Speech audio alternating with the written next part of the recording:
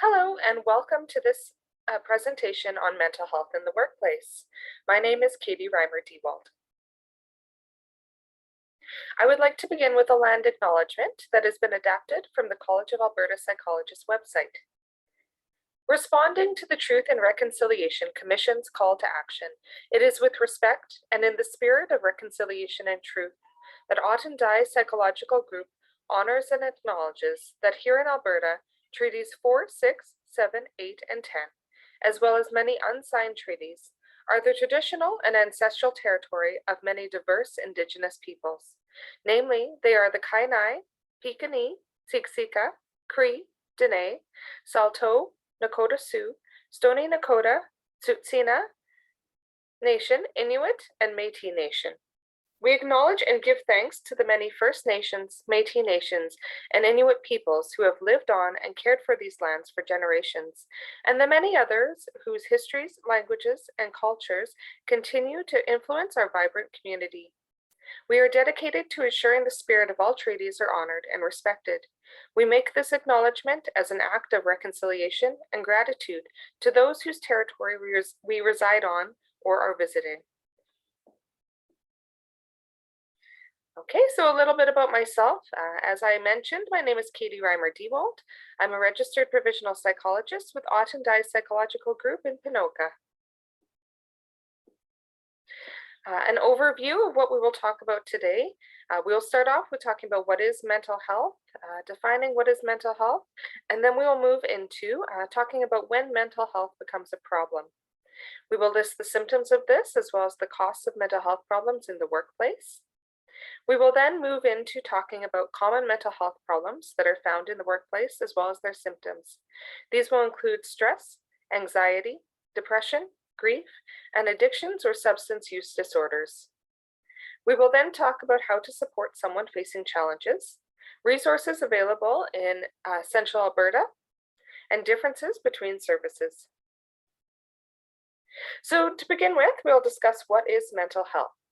So oftentimes when we say the word mental health, it's synonymous with problems. However, I would like to highlight that mental health itself is something that we all have, something that we all share, much like physical or social or psychological health. So it is part of our social, emotional, and psychological well-being. Mental health is not the same as mental illness, so that's important to remember. Everyone has mental health.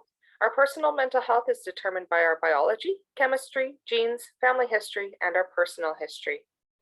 And just like our physical health, our mental health can be doing well or it can be doing unwell.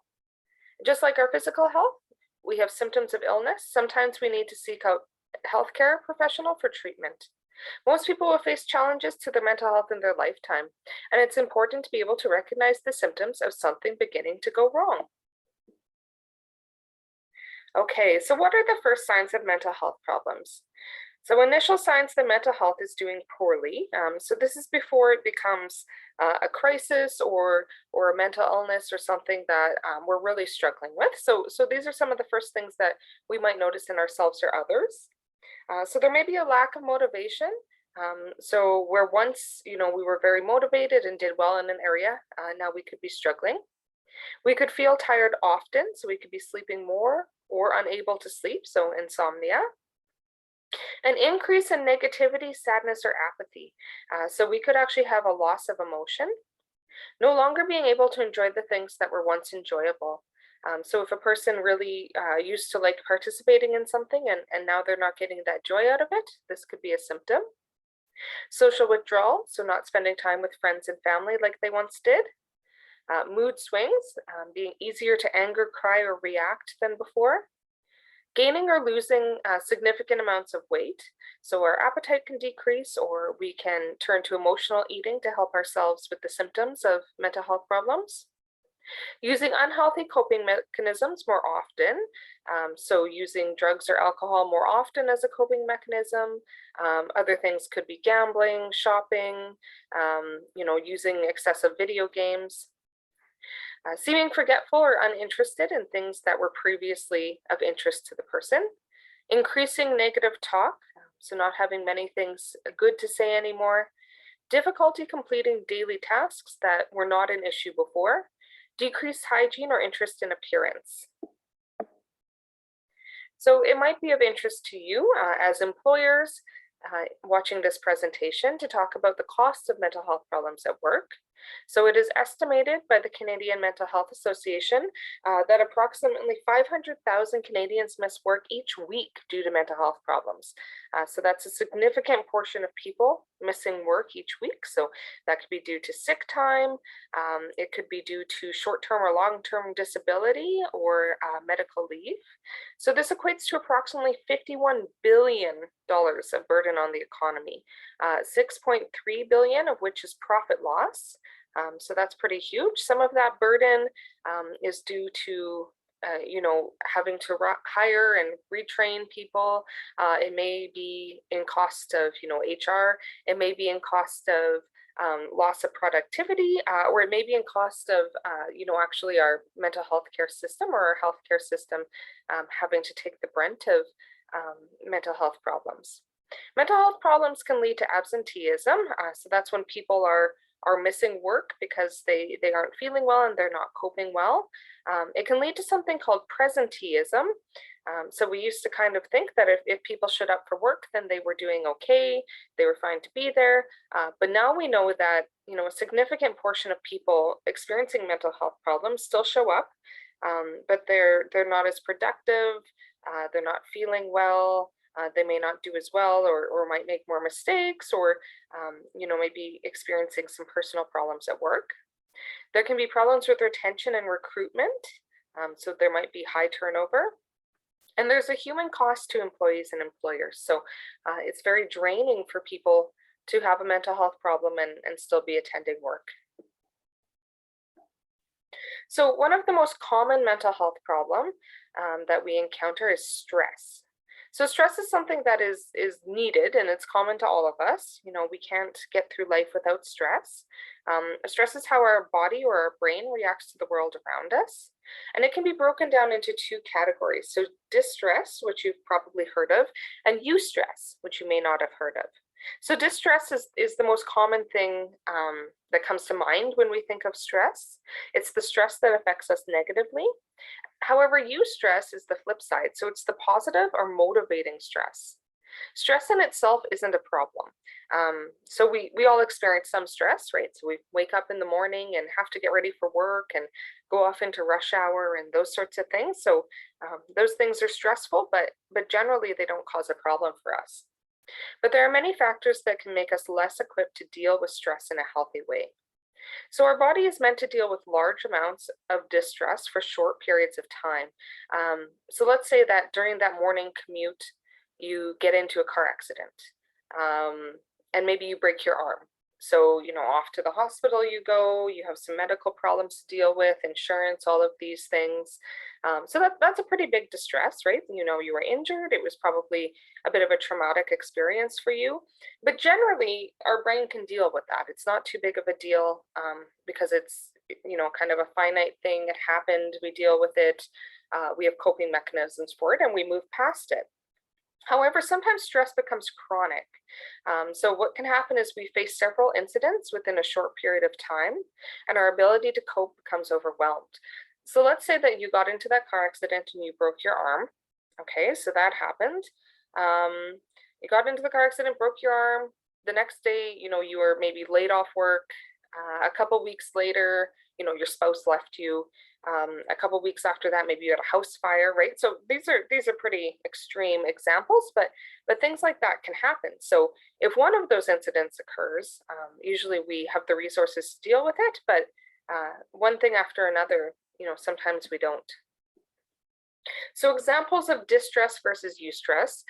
So distress, again, those are the things we often think of. So death of a loved one, financial difficulties, physical illness, natural disaster, difficulties in our personal relationships, abuse, neglect, or difficulties at work.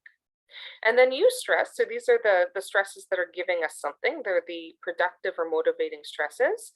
So finishing an educational program, becoming a parent, buying a home, getting your dream job, starting a new friendship or relationship, going on vacation, achieving a difficult goal, or receiving a promotion.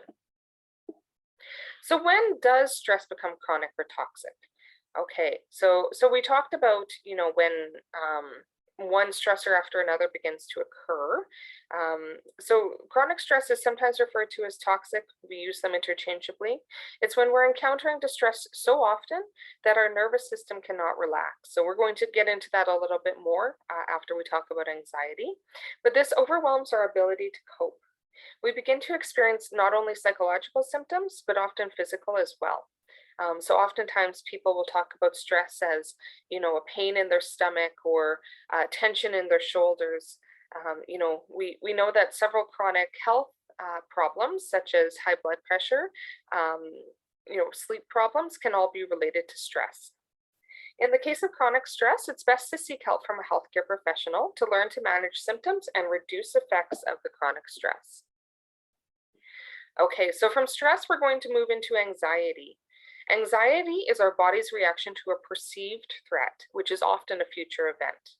Now, anxiety can be helpful in the situation if the perceived threat is an actual potential threat, but it becomes a problem when our brain begins to overreact to the perceived threat and the reaction outweighs the actual problem.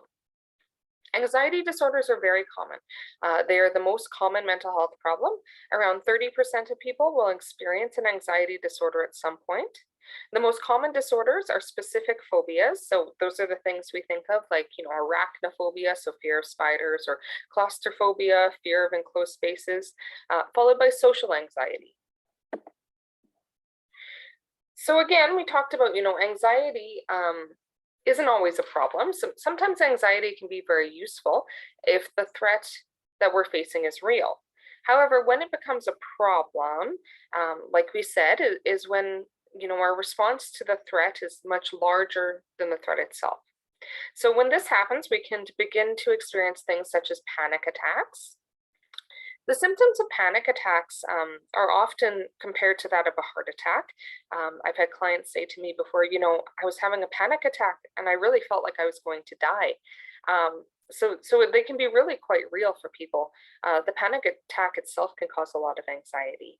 So we can have a pounding or racing heart, rapid breath, sometimes called hyperventilation, feeling of dizziness or general uneasiness, numbness or tingling, out-of-body experience, which we also refer to as dissociation, or increased feelings of fear and panic.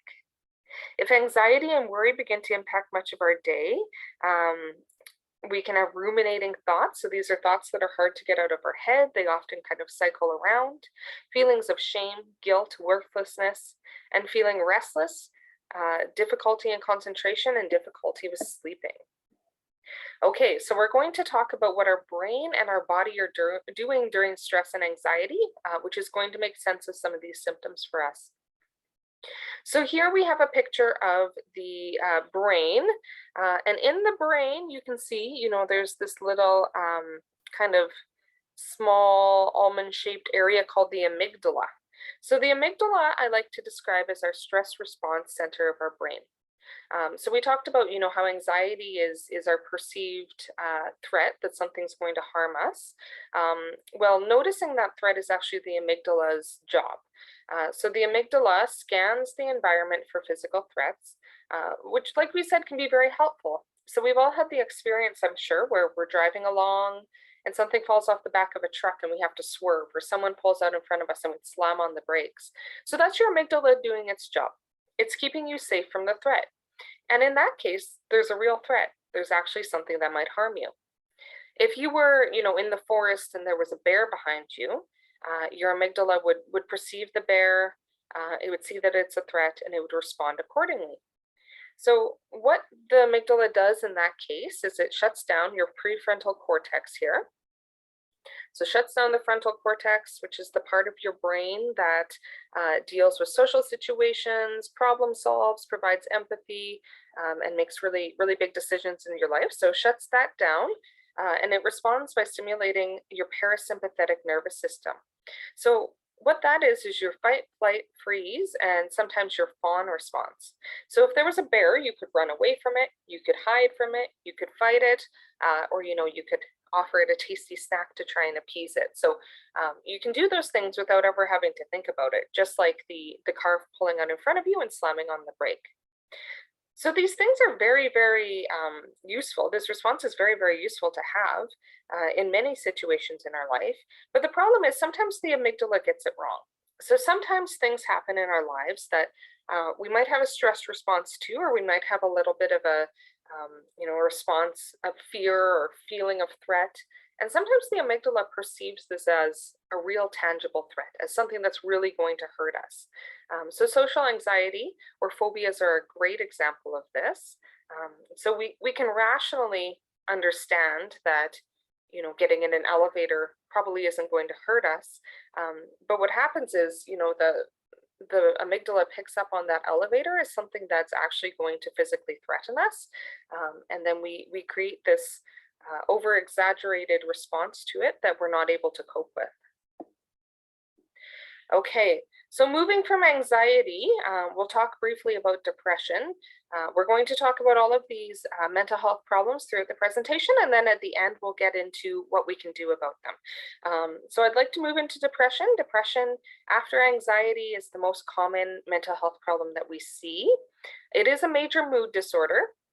So oftentimes we talk about things like the blues, right? So feeling sad or feeling down, or something happens and we're not quite feeling like ourselves.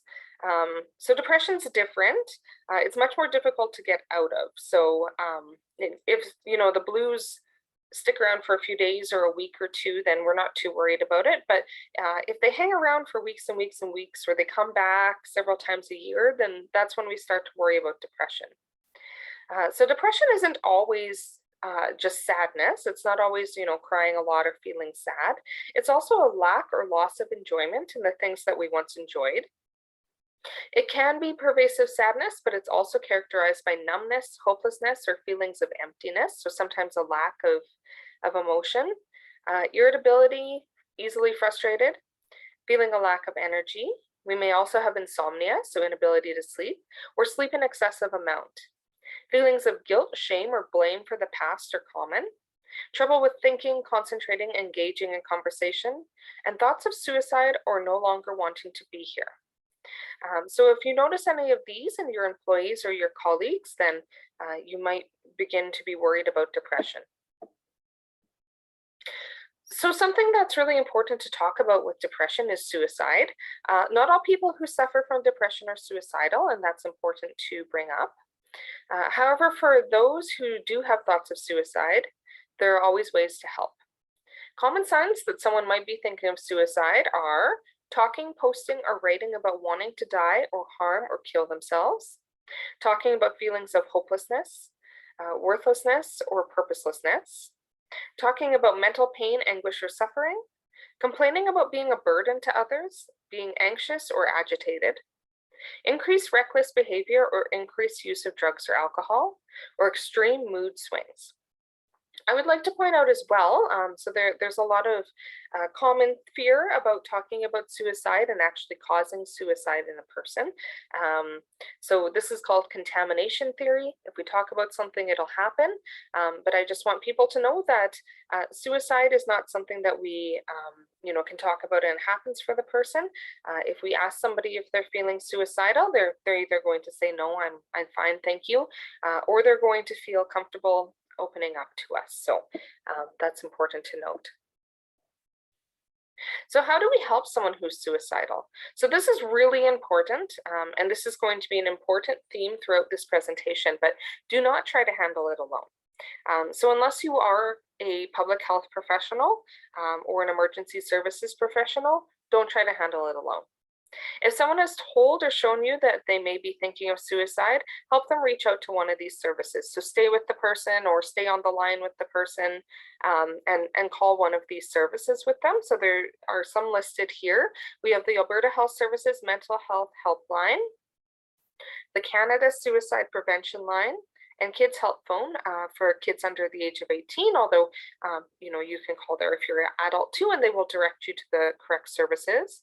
If you're worried for someone's safety, I cannot stress this enough, call 911 immediately. So if somebody is talking about suicide or saying that they have a plan for suicide, call 911, and someone will come, probably the RCMP, and they will ensure their safety, and they will take them for medical care if needed. If it's safe to do so, take them to the nearest emergency room.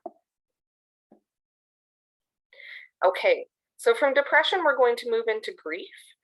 Grief is also something common that we encounter in the workplace.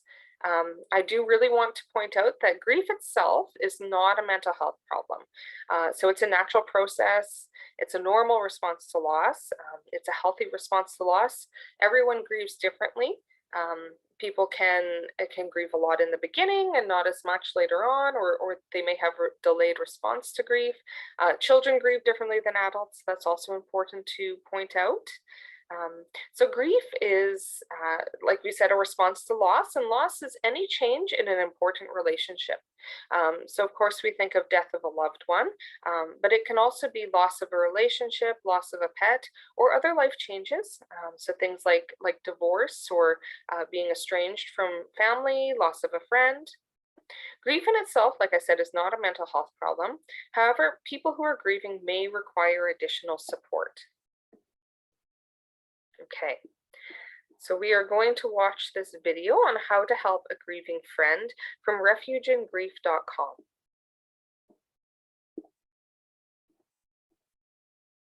So what do we do?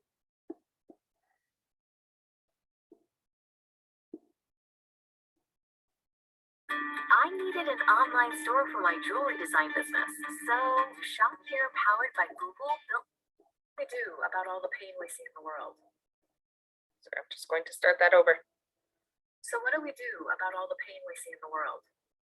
All the pain we feel in our own lives? And why does it seem like our best efforts to help somebody feel better always backfire? I've been studying intense grief and loss, baby death, violent crimes, accidents, suicides, and natural disasters. And I've learned something really interesting. Cheering people up, telling them to be strong and persevere, helping them move on, it doesn't actually work. It's kind of a puzzle. It seems counterintuitive, but the way to help someone feel better is to let them be in pain.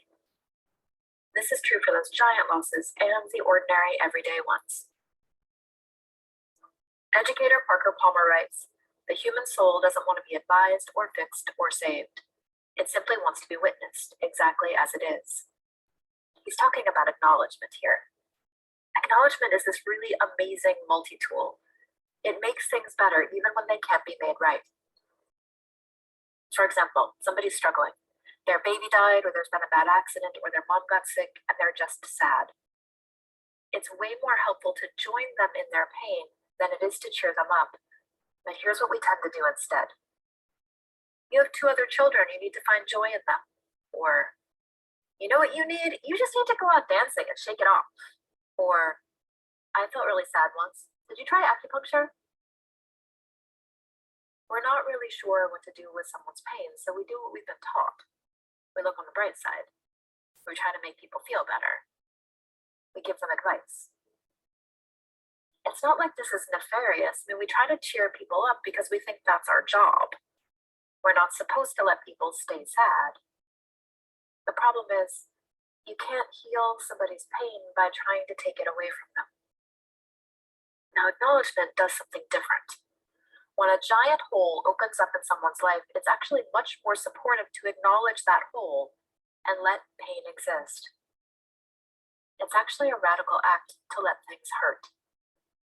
It goes against what we've been taught. In order to really support you, I have to acknowledge that things really are as bad as they feel to you.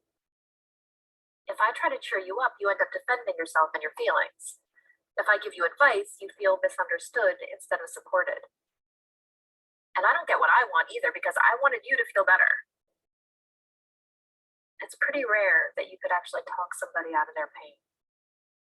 Rarely does the admonishment to look on the bright side actually heal things for someone.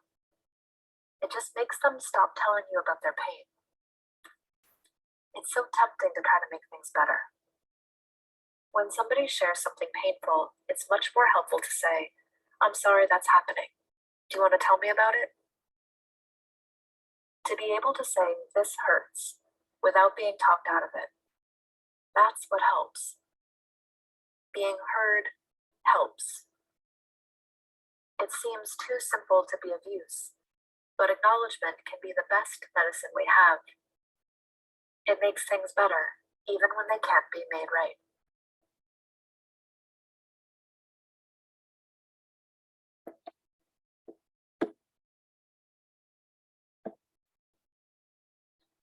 Okay.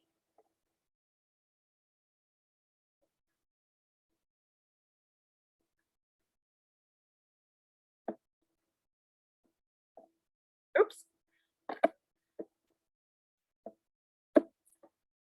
Okay. So continuing to talk about grief. Okay, so when do we need to look for help with grief? So we talked about grief being a natural process. It's something that people have to go through and feel and deal with in order to heal.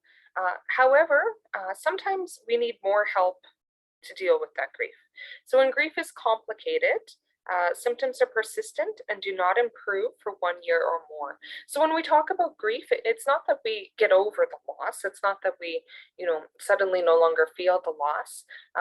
It's that we gain the coping skills and we learn to live our lives around the loss, so that the loss isn't quite as prevalent, right? It's not right there in front of us all of the time anymore. However, sometimes complicated grief happens, and some of the symptoms of this include intense feelings of hopelessness, emptiness, and emotional pain, flashbacks or preoccupation with the loss, difficulty finding joy or remembering happy memories, avoidance of reminders of the loss, family and friends or social situations, and difficulty planning for the future.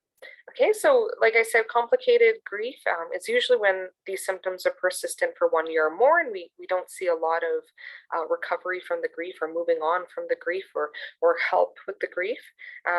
But these things, I encourage you to, if these things are going on for you and it's been less than a year, and it feels like you're very stuck, or the person you're trying to help is very stuck, then definitely getting help for that can work as well.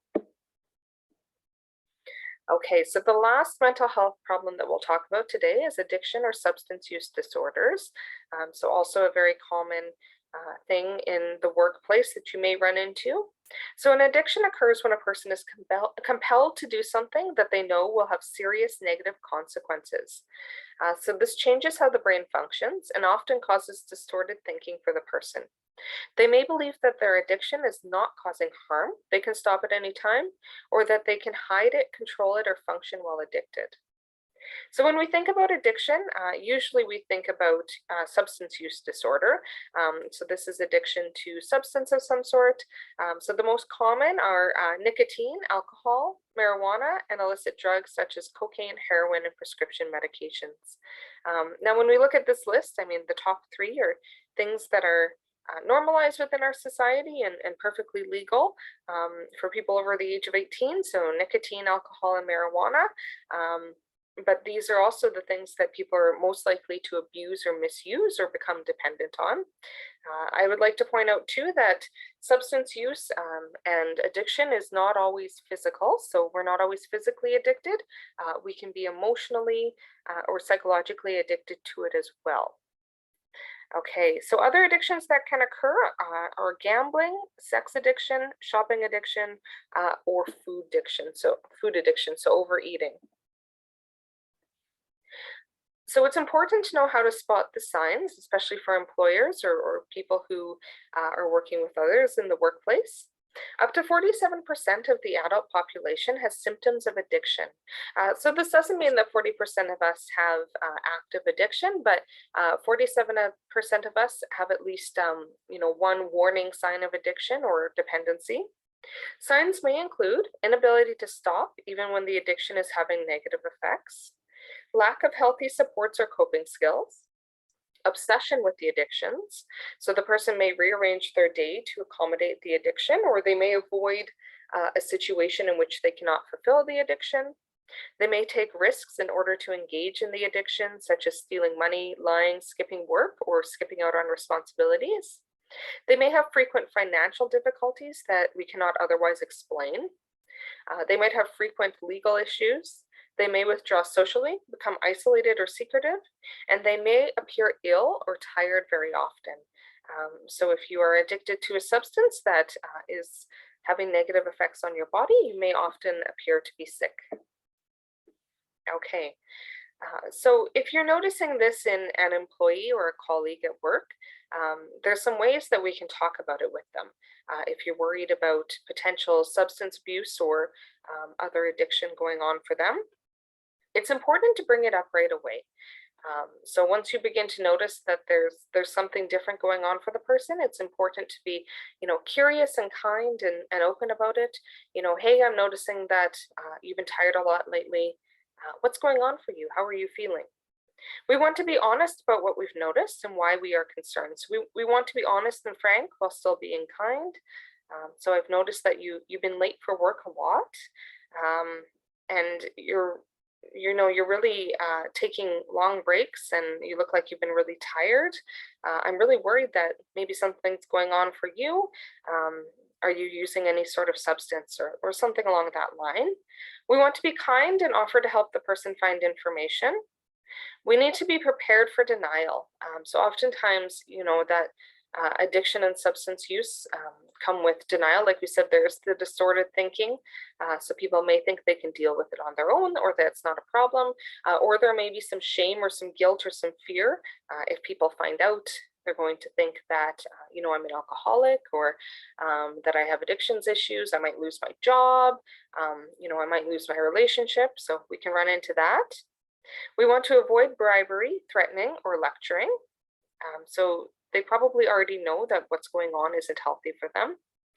And be prepared to have multiple conversations. So once you engage in this conversation, you may need to either help them to go talk to someone else. So you may or may not be the right person to have this conversation. There might be someone else that you can bring them to, or to bring it up again if you are concerned. Okay, so this is in general all of the mental health problems that we've talked about, how we can support our loved one, colleague, or employee if we notice that they're suffering from a potential mental health problem. So it's very important, and we mentioned this before when we were talking about potential suicide risk. We do not want to handle it alone. So there's resources available in your community to help, and you don't have to handle mental health problems alone. You can seek out some of these resources or direct somebody, the person you're worried about, to the resources. Remember that you're human and we all make mistakes. So sometimes we say things that we think would be helpful. So for example, with the grief, right? So we'll often, say things that we think would be helpful for them, and they're not always, and that's okay. We need to cut ourselves some slack and remember that we're trying the best we can. An analogy that I really like is trying to be a heart with ears. So we want to listen, ask questions, and offer support as best we can. So just think about being a caring person who's listening to that person. So don't make promises to keep secrets. This is really important, especially if there is something really potentially dangerous or harmful going on. So especially in the case of something like suicide, you might have to seek outside assistance in case of emergency. So don't promise the person you won't do that. Or if the person is a threat to themselves or others, that's something that you will need to call 911 or seek out someone else to include. Involve others as needed. So check with the person, say, is your wife aware of this? Have you talked to HR yet? Is there someone else that we can call to make sure that you're getting the help that you need? And remember to practice self-care for yourself. So it's a lot of work to help people when they have mental health problems, and we need to remember to take care of ourselves as well. Okay, we have a list of available resources in Central Alberta. So I've included community resources in this area. So we'll talk a little bit more about what that means on the next slide. But first off, we have crisis counseling with Canadian Mental Health in Red Deer. I've included the number there. If you're closer to Ponoka, we have Ponoka Adult Mental Health and Addictions. Lacombe Mental Health and Addictions, Bashaw Community Health, Stettler Mental Health and Addictions, Wolf Creek Primary Care, Camrose Primary Care, or as I say at the bottom, you can always call 211 and it'll connect you to local services anywhere in the province. So that's a great resource as well. So I just want to end with defining what the differences in services are. So as I mentioned, the resources that I've listed on the previous slide are community mental health. So that means that these are provided through Alberta Health Services or other not-for-profit, or other not-for-profit organizations. They are free or of low cost to yourself. We then move into private practice services. So these are for-fee service, and they are often covered through benefit programs. As well, I want to just define what a counselor, mental health therapist, or therapist is. So we often see these terms used interchangeably. This person will have some formal training at a college or university level. They work closely with other health professionals, can provide mental health services in their chosen field, may work in community mental health, or they can be private, can sometimes administer assessments but cannot diagnose, and can often refer to some specific programs in the community. The terms psychologists and psychiatrists are often kind of mixed up, so very, very similar. A psychologist has a master's or PhD level training in the university, must be registered in good standing with the College of Alberta Psychologists or similar, depending on which province they're registered with, must specialize in an area of psychology, must specialize in an area of psychology, can administer assessments if trained, can diagnose and treat mental health disorders, can work in community health or privately, and can refer to some programs in the community. I'd like to point out that psychologists cannot refer to psychiatrists.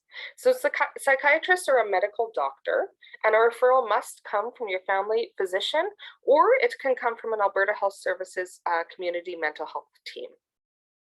A psychiatrist will complete an assessment to give a diagnosis and in order to provide treatment. They can prescribe medication and complete medication reviews, can refer to inpatient programs and all mental health programs in the community. They are most often covered by Alberta Health Services, although there are some private ones out there. And they do provide limited counseling. So usually they will refer to one of the other services that we've talked about for counseling. So it's important to point out as well that not everybody needs to see a psychiatrist. If you're concerned about, a bigger mental illness, or if you are experiencing depression or anxiety and they've been tricky to treat, then you can be referred to a psychiatrist for that. Okay, I would like to thank everyone for attending this presentation today. If you would like more information on resources in your community or have any questions about the presentation or mental health in general, please feel free to contact me. So I've listed my contact information. My email is katie@ottandai.com, and my phone number is 780-312-8722. Thank you. Take care.